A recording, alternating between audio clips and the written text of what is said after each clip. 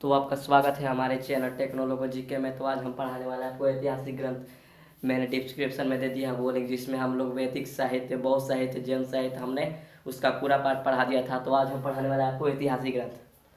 तो चलिए बिना देरी करते हुए जारी करते हैं। ऐतिहासिक ग्रंथ। ऐतिहासिक ग्रंथ माने क्या होता है कि कौन पुस्तक है, उसके लेखक कौन है, वो किस पर आधारित है, वो उसका भाषा क्या है, उसी को कहते हैं हम लोग ऐतिहासिक ग्रंथ। ये आपको याद रखना है। पहले जो आता है वो आता है आपका अर्थशास्त्र। अर्थशास्त्र, अर्थशास्त्र, आदरशास्त्र आया, अर्थशास्त्र। देखिए पहले जो आता है वो आता है अर्थशास्त्र। तो अर्थशास्त्र के लेखक जो है वो है चाणक्य, जिसको विष्णुगुप्त या उसे हम लोग कहते हैं विष्णुगुप्त या उसे कौटिल्य कहते हैं। या इनका पूरा नाम है कौटिल्य। कौटिल्य भी बोल सकते हैं इन्हें।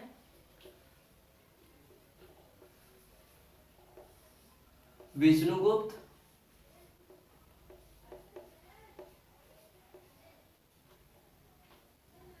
गुप्त और है चाणक्य।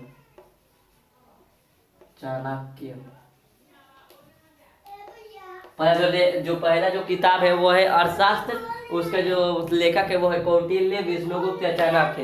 ये जो अर्थशास्त्र है वो किस पर आधारित है, तो वो है राजनीतिक पर आधारित है। राजनीतिक पर आधारित, राजनीतिक पर आधारित है। वो राजनीतिक पर आधारित है,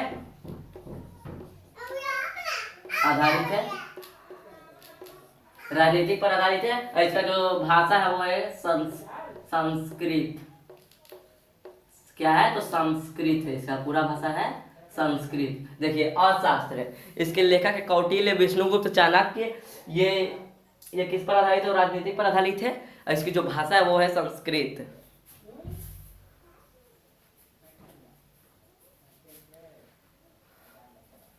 और दूसरा जो हमारा आता है, दूसरा वो आता है राजतरंगिणी। राजतरंगिणी, तरिंगिनी, राजतरंगिणी। तो इसके जो लेखक है वो है कलहन। क्या नाम है उनका, कलहन नाम है इनका, कलहन। इनके जो लेखक है वो है कलहन। ये जो राजनीतिक राजतरंगिणी है उसका जो वर्णन है वो है कश्मीर के शासकों का वर्णन इसमें मिलता है। कश्मीर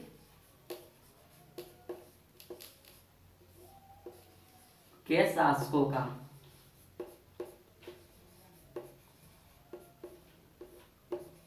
इसकी भी भाषा क्या है, तो ये है संस्कृत ही है। संस्कृत है इसकी भाषा, ये आपको याद रखना है। राजतरंगिणी इसके लेखक है कलहन। ये इसका जो किस में लिखा गया, तो संस्कृत में लिखा गया था। इसमें कश्मीर के शासकों का वर्णन किया गया है। और देखिए तीसरा जब आता है, जब अरबों ने सिंधु नदी पर विजय प्राप्त किया। जब अरबों ने सिंधु नदी पर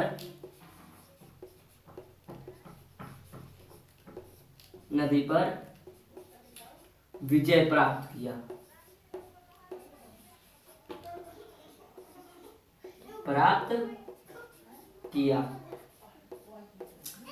जब अरबों ने सिंधु नदी पर प्राप्त किया, तो इसका जो किताब लिखा है वो है किसमें, तो चचनामा। इसका पुस्तक का नाम है क्या, चचनामा। क्या है, तो चचनामा है। इसके जो लेखक है वो है कौन, अली अहमद। अली अहमद है जिन्होंने चचनामा नाम की पुस्तक लिखी।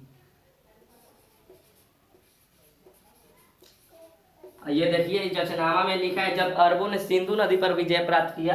तो चचनामा एक पुस्तक निकली जिनके लेखक थे अली अहमद। तो चलिए अब आगे बढ़ते हैं।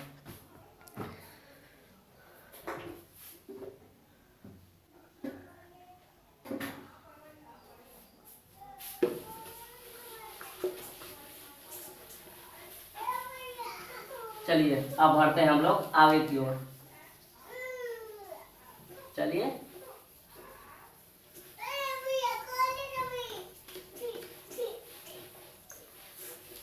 चलिए देखिए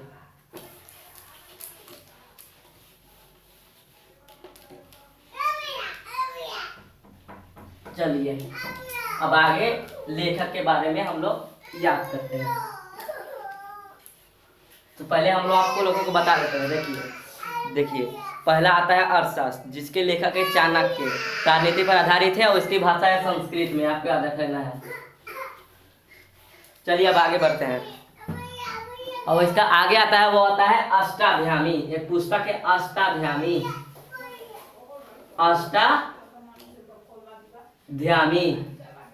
अष्टाध्यायी, जिनके लेखक है पाणिनि। कौन है? तो पाणिनि है। देखिए एक अष्टाध्यायी एक पुस्तक है जिनके लेखक है पाणिनि। और ये जो अष्टाध्यायी है इसमें क्या है? अष्टाध्यायी है, इसमें है मौर्य काल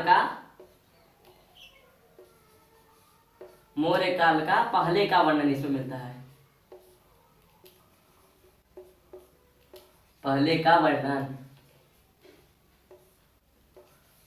मिलता है इसमें। क्या मिलता है? तो मौर्य काल का पहले का वर्णन।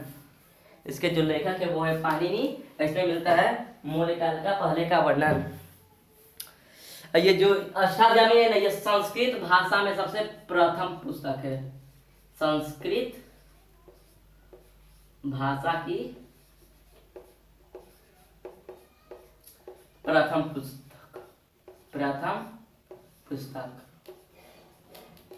पुस्तक है ये अष्टाध्यायी। इसके लेखक है पाणिनि और इसमें मिलता है मौर्य काल का पहले का वर्णन। ये संस्कृत भाषा की सबसे प्रथम पुस्तक है ये आपको याद रखना है। अब आता है गर्गी संहिता। एक और बुक है गर्गी संहिता।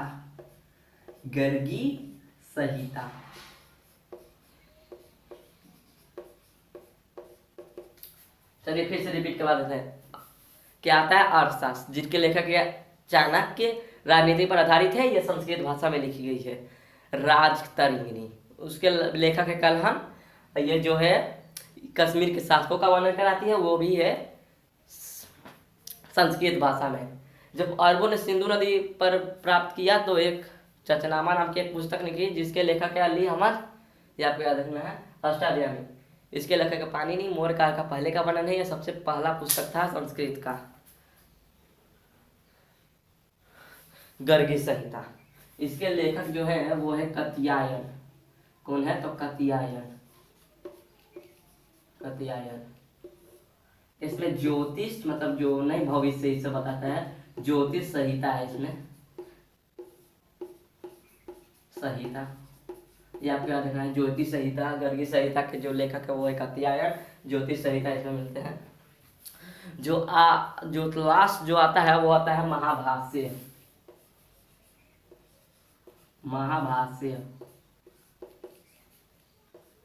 इसके लेखक है पतंजलि। कौन है? तो पतंजलि है।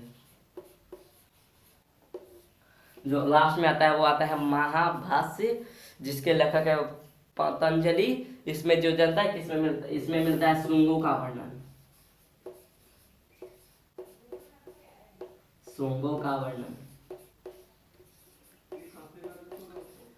लास्ट में आता है आपका महाभाष्य, जिनके लेखक है पतंजलि। श्रृंगों का वर्णन इसमें मिलता है।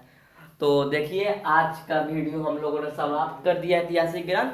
तो कल हम लोग आप लोगों को बताएंगे मुगल सेना, बाबर, हुमायूं, अकबर, ये सब हम आप लोगों को बताने वाले हैं। तो ठीक है, तो फिर मिलेंगे हम लोग नेक्स्ट वीडियो पर। तो प्लीज़ इसे लाइक सब्सक्राइब ठोक दीजिएगा। जय हिंद, जय भारत।